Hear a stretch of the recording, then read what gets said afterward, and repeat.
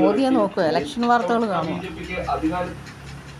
India ഭരിക്കുന്ന ആരും നോക്കുക, ഞങ്ങൾക്ക് വല്ല ഗുണമുണ്ടോന്ന് നോക്കുന്നു.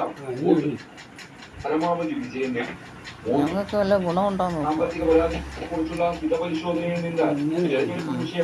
എന്തെങ്കിലും ഗുണമുണ്ടോന്ന് ഇലക്ഷൻ വാർത്തകളാണ്.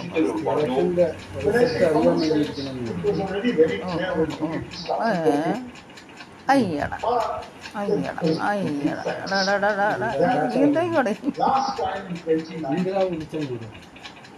സെട്ടറിയാന്ന്.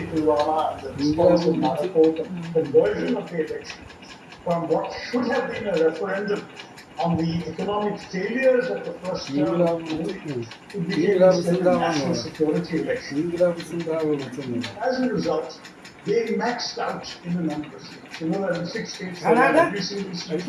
In 3 states they won all. In 2 states they won all but 2 seats. And the Congress was certainly given a very, very resounding defeat in that. വിവിധ സംസ്ഥാനങ്ങളിൽ പരമാവധി മുന്നേറാൻ 2019 BJP സാധിച്ചു. ഇത്തവണ ആ ഫലങ്ങൾ ആവർത്തിക്കുക അസാധ്യമാണ്. മാത്രമല്ല BJP ശക്തി കേന്ദ്രങ്ങളിൽ പോളിംഗ് ശതമാനം